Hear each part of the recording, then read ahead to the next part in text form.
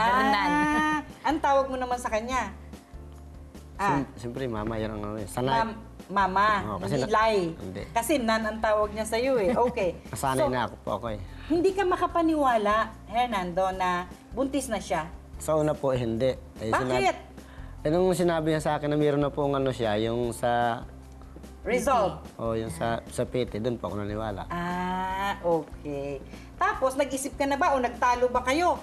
Gusto ko babae yan ha? O gusto ko lalaki yan ha? Nagkaganon ba ang usapan? Wala naman. Wala naman po. Kahit ano lang ang ibigay ni Lord. Pwede. Okay. Ngayon, sino nagpangalan kay Jaynan? Sa inyong dalawa. Bakit naging Jaynan ang pangalan ng Ako. bata? Ikaw lang? Masunurin naman pala. Ha? Sabi ko para ano hati. Jelay, Jena. Hernan, Siya si Jela. Nan. Ikaw si Jay. Okay.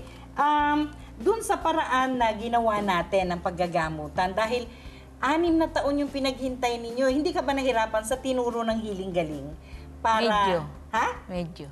At saan ka nahirapan sa paraan ng gamutan natin? Yung pagtaas ng paa. Pagtaas ng paa para sa Di ba yung maghihilot? vaginal steaming. Opo, maghihilot ka muna, tapos kataas yung paa mo. Okay. Tapos kaupo. Akala ko, kailan mo tinataas ang paa, akala ko si Hernando may kasalanan doon. Ganito po yun, yung sinasabi po ni Jelay. Nakataas yung paa niya dahil magsasagawa siya ng vaginal steaming procedure para matanggal yung kanyang mayoma. At nung natanggal na nga po yung mayoma, sa natural na paraan ng paggagamutan, doon na naging normal, no?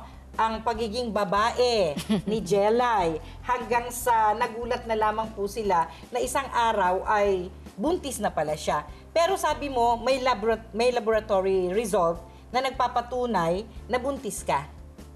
Opo, nung nagpa-check up na po ako. Paano ka nagpa-check up? Bakit mo naisipang magpa-check up ka? Sumusuka ka na ba noon? Ganon. Di po, nananahi po kasi ako noon. Tapos sabi ko, parang nahihilo ako. Tapos sabi sa akin nung sabi niya, baka hindi ka kumain. Sige ko, kumain naman ako, te. Tapos umuwi po ako nung sa bahay. Na lang ako, nahiga. Tapos nag-inom na ako ng maligam-gam na tubig. Tapos kinaumaga, hindi pa rin maalis.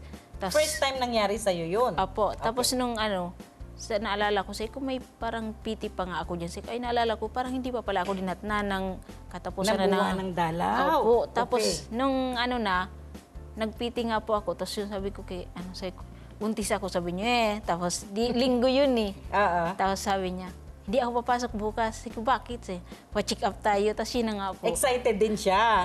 To confirm, kasi nga baka binobola mo siya Tapos nag-positive yung result. Ayun. Anong una niyong ginawa? Positive na, magkaka-baby na tayo. Nanood ba kayo ng sine para mag-celebrate? Nagsimba ba kayo para magpasalamat? Anong una niyong ginawa? Nagsimba lang po. Nagsimba. Yun naman ang tama, di ba? Pasasalamat na dumating ang blessing sa buhay. Pero eto na yon, naramdaman mo na yung pagbubuntis. Yung hinintay-hintay mo ng 6 na taon habang nagbubuntis ka, hindi ka ba nagsabi na dapat hindi na ako nagbuntis, ang hirap palang magbuntis? Ano yung mga hirap na dinaanan mo sa pagbubuntis? Para alam ni Hernan habang nakikinig siya ngayon. Sige. Parang hindi naman kasi ako po nahirapan masyado Ganun ba? Pero nasimulan mo kasi sa nahihilo ka, di ba? Yung iba kasing mga nanay na mahina ang katawan, nagsusuka, may morning sickness. Isang beses lang po. Once lang nangyari sa'yo yun. Tapos nung hindi ko nakain yung kasi wala siyang dala nung yung peras. Ang pinaglihian ay peras. Hindi mo naman binili. Anong kinain mo sa halip na peras? Bumili po siya dun sa namin, sa silangan lang. Tapos maliit lang. Napakakulit naman hindi, pala si Hernan. wala po kasing malaki. Walang malaki. Tapos yun. Maliliit pero madami naman. Hindi, ayaw ko noon. Parang gusto ko hinanap ko yung malaki talaga. Kasi sinuka ko din ulit Hindi ka ba na-weirduhan sa mga buntes? Yan po. Binigyan ko ng peras, lumiit lang, ayaw nang kainin. May mga ganon, no? At bukod sa peras, ano pa ang nakahiligan mong kainin? Minudo. Minudo. Tapos pagdating sa bahay, ayoko na. Basta gusto ko lang magbili doon. Talaga naman itong mga babaeng nagbubuntis, sala sa init, sala sa lamig. Totoo yun, Hernan, na yung mga tatay na nakikinig o gustong maging tatay, harapin niyo po yung mga ganyang problema ng mga nagbubuntis na nanay. Naisip na masarap ang peras, nung dumating ang peras, ayaw. Kesyo ayaw ng maliit, gusto malaki. Nung dumating ang malaki, wala nang gana. Tapos nagpabili ng minudo. Nahirapan ka ba maghanap ng minudo? Hindi naman po. Ay, hindi naman. O, so nagmamadali kang ibigay kay Jelay ang minudo. Pagdating, Wala po. Wala siyang Ayaw. binibili. anong walang binibili? Wala siyang binibili minudo kasi nasa trabaho po siya eh. Ah, Gusto lang niya. Piras lang ang gusto ko sa Ano kanya lang pag po, tuwing mga prutas hapon. lang po tuwing uwi ko. ayun, pinapasalubungan mo. Ako Yung lang minudo, bibili. ikaw nang bumibili. Tsaka Tapos, langka. bibilin mo. Pag uwi mo, hindi mo naman kinakain. Ganon, sabi nga yan, ano ba yan tambak na yan ulam dyan? Hindi mo naman kinakain. Mata lang. Mata, parang nabubusog ka sa mata. Basta gusto ko lang siyang bilhin. Ah, ganon. Ano naging itsura ni baby? Kamukha ba ng minudo o kamukha ng peras? Hindi, pogi. Pogi yung bata. Binibiro ko lang kayo. So, wala ka nung mga pinagdaanan na hirap sa pagbubuntis, Jelay. Yung ano lang po, hindi ako makakain ng kanin, parang buhangin siya. Parang 3 months. buhangin ang panlasa mo? Apo.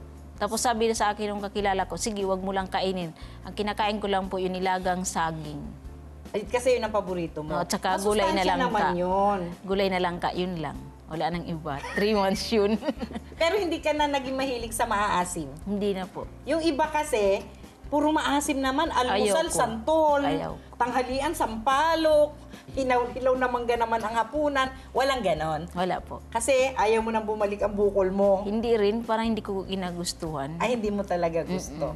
Okay. So, mabuti sa'yo, wala ka masyadong discomfort. Alam mo ba, Jelay, na may mga kababaihan na gustong-gustong manganak, pero nung nagbuntis na, parang nagsisisi na kasi naka-confine sa ospital, naka-dextrose, na-dehydrate, suka ng suka. Swerte ka at wala kang ganun, di ba? Pero ito na, nung nanganak ka na, nahirapan ka ba? Hindi, kasi cesarean eh. Ay, nahirapan ang bulsa ni Hernan. Medyo mahal. Medyo mahal po. Pero, sulit naman. Okay. Ngayon, para doon sa mga nanonood sa atin na mga kababaihan, no? Pwede bang turuan mo sila, Jelay, o kung si Hernan man, merong gustong suggestion para mas mapabilis ang pagbubuntis o ang pagkakaroon ng anak sa kanilang pagsasama para hindi matulad sa inyo na inabot ng 6 na taon. Kasi nagkaroon na kayo ng karanasan eh. Parang somewhere along the way, na-realize nyo kung nasaan ang pagkakamali. O lalo na si Jelay. Sige, yung mga nakikinig na misis ngayon, hanapin kung anong dahilan ba't hindi nagbubuntis, di ba? Sige, magaling kayo, oragon kayo, kausapin mo sila.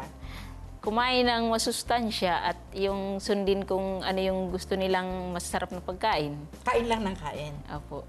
Yung gusto nila. Okay. Alright. So, ngayon natutuwa kami na napatunayan na walang forever sa hindi pagkakaroon ng anak. As far as you are concerned, di ba? Yung iba kasi na nawawalang anak, ginawa na ang lahat, hindi pa rin nagkaroon ng anak eh, di ba? Mabuti sa'yo, wala kang problemang pangkalusugan. Nakaabala lang ng konti yung mayoma, no? Kaya na-delay ang iyong pagbubuntis. Hilot din. Hilot-hilot lang. So, tsinagaan mo ang hilot din ng Healing Galing Oil, di ba? Apo. At yung iron-rich food, pero nakatulong sa'yo yung serpentina tablet nung panahon na pinalulusog mo pa ang iyong system at tinatanggal ang mayoma. Apo. Alright. Yung herbal vitamins B1, B6, B12. At alam mo ba ano yung masustansya na bukod sa iron-rich food na kinain mo na nakatulong para sa pagtaas ng immune system mo? Healing food. Healing food tablets. Naramdaman mo ba yan? Pag inom mo ng healing food tablets, ano yung magandang epekto na naramdaman mo? Parang magaan lang po yung pakiramdam ko. Nawala ang hilo, di ba? Nawala yung matamlay na pakiramdam. Apo. Ngayon, simula na ang pagbubuo ng pamilya ninyo, 3 na kayo. Ilan ba ang balak nyo maging anak? 2 lang. 2 lang. So, 1 na lang. Dapat girl, kasi may boy na. Para po may pares ba, may kalaro. Oo, para may kalaro. Okay. Maraming salamat sa inyong dalawa ha, Hernan at Jelay. at sana ay tuloy-tuloy ang malulusog na miyembro ng pamilya na dadating. Kung sumobra sa dalawa, okay rin lang, no? Basta huwag pipigilan kung dumating ang mga biyaya, di ba? At mga kapatid, minsan pa po ay pinatunayan na may hatid na kalusugan ang luntiang kalikasan, katulad ng ginawa ni Jelay para maging malusog na nanay. At syempre, ako pa rin po ang inyong kapatid sa kalusugan, si Dr. Edinel Calvario, na nagpapaalala rin, it's never too late to get well. Happy healing morning po! Uy, thank you very much.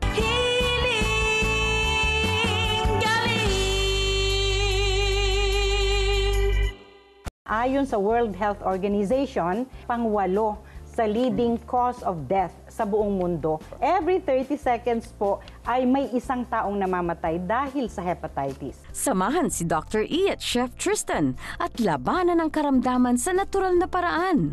Hiling Galing sa TV, Linggo, alas 7:30 hanggang alas 8:30 ng umaga sa TV5.